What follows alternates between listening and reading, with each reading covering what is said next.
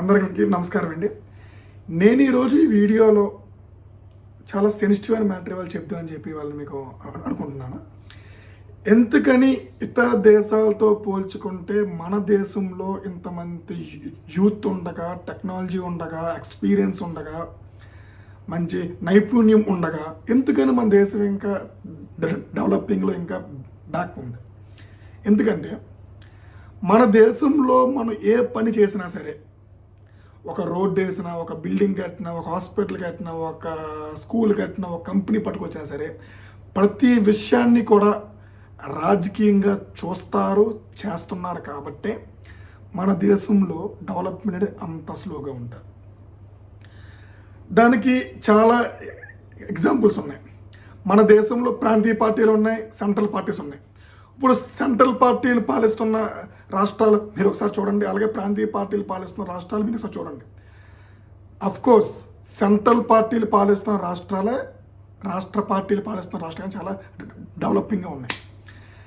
ఎందుకంటే వీళ్ళు ప్రతి విషయాన్ని కూడా పొలిటిసైజ్డ్ చేసి డెవలప్మెంట్ అనేది అవ్వకుండా బ్యాక్వర్డ్ చేస్తూ ఉంటున్నారు. దీన్ని మనం ఆపాలి. ఆపితేనే ఇతర దేశాలతో మనం పోటీ పడడానికి మనకు మంచి ఛాన్స్ ఉంటుంది. దీన్ని మనం ఖచ్చితంగా ఆపాలి. దేవుడి పేరు చెప్పి రాజకీయాలు చేయడం మన దేశంలో ఇంకా ఆపాలి. దేవుడు అనేవాడు గుడిలో ఉండాలి, భక్తి అనేది మనసులో ఉండాలి. ఆడే అసలైన ముస్లిం అయినా, హిందూ అయినా, క్రిస్టియన్ అయినా, ఏ మతవాడైనా సరే ప్రతి విషయాన్ని కూడా మన దేశంలో మనం ఒక మతానికి, ఒక క్యాస్ట్కి మనం పెడుతున్నాం కదా, దాన్ని మనం మార్చాలి, ఖచ్చితంగా మార్చాలి. ప్రజెంట్ ఉన్న యూత్కి చాలామంది ఇప్పుడు స్కూల్కి వెళ్తున్నారు, ఒక 5th క్లాస్ 4th క్లాస్ వాళ్ళకి. వాళ్ళెవరికి కూడా మహాత్మా గాంధీ అంటే తెలియదు, జవహర్లాల్ నెహ్రూ అంటే తెలియదు, భగత్ సింగ్ అంటే తెలియదు, చాలామంది ఫ్రీడమ్ ఫైటర్స్ అంటే చాలామంది తెలియదు. వాళ్ళకి మనం ఏం చేస్తున్నాం అంటే, ప్రజెంట్ ఉన్న టీవీ ఛానల్స్ కానీ వాళ్ళు ప్రజెంట్ జరుగుతున్న వాస్తవాన్ని ఎవరు కూడా చెప్పట్లేదు, పిల్లలకి చెప్పడం లేదు. వాళ్ళు ఎంతసేపు చూసినా సరే ప్రతి విషయాన్ని కూడా, ఒక చిన్న బిల్డింగ్ కట్టినా, బ్రిడ్జ్ కట్టినా, డ్యామ్ ఓపెన్ చేసినా, ఒక చిన్న సాఫ్ట్వేర్ కంపెనీ వచ్చి ప్రతి దాన్ని కూడా రాజకీయం చేస్తున్నారు. పద్దెనిమిది కూడా మతాల పేరు చెప్పి స్టిక్ చేస్తున్నారు. దాన్ని మనం మార్చాలి. పిల్లల మనసుల్లో మనం విషయాన్ని నింపుతున్నాం, దాన్ని మనం ఖచ్చితంగా ఆపాలి. నిజం. దానికి ఇంట్లో పేరెంట్స్ కానీ, స్కూల్లో టీచర్స్ కానీ దాని పిల్లలకి అది సహకరించాలి, వాస్తవాలు చెప్పాలి. మన దేశం స్వతంత్రం ఎట్ట వచ్చింది అనేది టీచర్లు చెప్పాలి. మా చిన్నప్పుడు స్కూల్ టైంలో మహాత్మా గాంధీ అంటే ఎవరు, భగత్ సింగ్ అంటే ఎవరు, సుభాష్ చంద్రబోస్ అంటే ఎవరు, అంబేద్కర్ అంటే ఎవరు, జవహర్లాల్ నెహ్రూ అంటే ఎవరు, ఇవన్నీ మాకు టీచర్లు చెప్పేవారు. కానీ ఇప్పుడు స్కూల్లో అవేమీ లేవు. ఎంతసేపు చూసినా రాజకీయంగా చెప్పడం. ఆఖరికి మీరు సోషల్ స్టడీస్ పుస్తకాలు ఓపెన్ చేసినా సరే, మా టైంలో బాబర్ అని, అక్బర్ అని చాలా మంచి హిస్టరీ పేపర్స్ ఉండేవి. కృష్ణదేవరాయలని, అలాగే సివిక్స్కి వచ్చేసరికి చాలామంది పొలిటికల్ పార్టీ బాగుండేవి. ఎప్పుడు చూసినా సరే ఒక పొలిటికల్ పార్టీకి సపోర్టివ్గానే సిలబస్ అంతా ఉందండి. దాన్ని మనం మార్చాలి. పిల్లల మనసుల్లో విషయాన్ని మనం ఇప్పుడు నింపుతున్నాం, రాజకీయాన్ని నింపుతున్నాం, క్యాస్ట్ని మనం నింపుతున్నాం, పాలిటిక్స్ని నింపుతున్నాం, మతాన్ని నింపుతున్నాం. దాన్ని మనం తప్పకుండా మార్చాలి.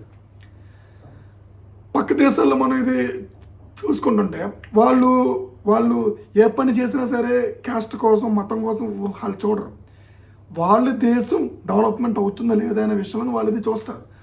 మనకన్నా లేట్గా స్వతంత్రం వచ్చిన ఎన్నో కంట్రీస్ ఉన్నాయి. సింగపూర్ ఉంది, 2 ఆటం బాంబ్స్ పడిన జపాన్ ఉంది, బిగ్గెస్ట్ పాపులేషన్ గల చైనా కంట్రీ ఉంది. ఇప్పుడు అవన్నీ కూడా మనకన్నా చాలా ఫాస్ట్గా ఉన్నాయి డెవలప్మెంట్ విషయంలో.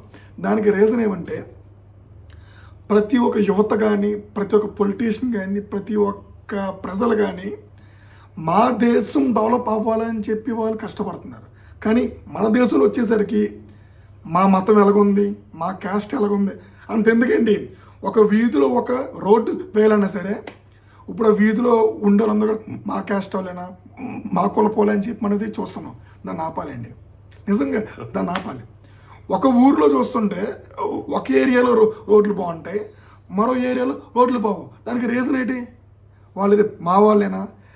ఇక్కడ మేము రోడ్డు వేస్తే రేపు వాళ్ళు మాకు ఓట్లు వేస్తారేరా అనే ఒక మైండ్ సెట్ నుంచి పొలిటీషియన్స్ అందరూ బయటికి రావాలి. ప్రజలందరూ ఒకటే. ప్రజలందరూ కలిపి మిమ్మల్ని ఎమ్మెల్యే గానో, ఎంపీ గానో, సీఎం గానో, పిఎం గానో ఎంచుకుంటున్నారు. దాన్ని మనం మార్చాలి. కులాల్ని, మతాల్ని, విద్వేషాల్ని పిల్లల మనసులో నుంచి అది మొత్తం మనం బయటికి తీసేయాలి. అందరినీ సమానంగా మనం ఇది చూడాలి. రాజకీయం అనేది రాజకీయం దాకా పెట్టాలి. రాజకీయం అనేది ప్రజల పర్సనల్స్లోకి తేకూడదు. నిజం చెప్తున్నాను. దేవుడు అనేవాడు గుడిలోనే ఉండాలి. రోడ్డు మీదకి పట్టుకొచ్చి దేవుడి వాల్యూని మన ఈరోజు చాలా పొలిటికల్ పార్టీస్ అనేవి తీసేస్తున్నాయి. దేవుడి పేరు నిజంగా రాజకీయాలుగా వాడుకుంటున్నారు. దాన్ని మనం పక్కన పెట్టాలి. దేవుడు అనేవాడు గుడిలో ఉండాలి, భక్తి అనేది గుండెల్లో ఉండాలి. అప్పుడే మన దేశమైనా, మన చుట్టుపక్కల ప్రజలైనా, ప్రాంతాలైనా, పల్లెలైనా ఏదైనా సరే డెవలప్మెంట్ అవుతుంది. నేను ఈ వీడియోలో ఏమైనా తప్పు చెప్పుంటే మీరు నాకు ఇది క్షమించండి. ఫర్దర్గా ఏ వీడియోస్ చేయాలో మీ ఎప్పుడన్నీ కూడా కింద కామెంట్ సెక్షన్లో పెట్టండి. ఓకేనండి. నేనేదో నాకు తెలిసిన ఇన్ఫర్మేషన్ని నేను మీకు ఇవాళ చెప్తున్నాను. ఏమైనా మిస్టేక్స్ ఉంటే మీరు నాకు కామెంట్ సెక్షన్లో పెట్టండి. నా వాట్సాప్ నెంబర్ కూడా ఉంది. మీకు ఏమైనా కొత్త వీడియోస్ ఏం కావాలంటే దాంట్లో మీరు నాకు పింక్ కూడా చేయొచ్చు. నమస్కారం అండి. Thank you. జై హింద్, జై భారత్, వందే మాతరం.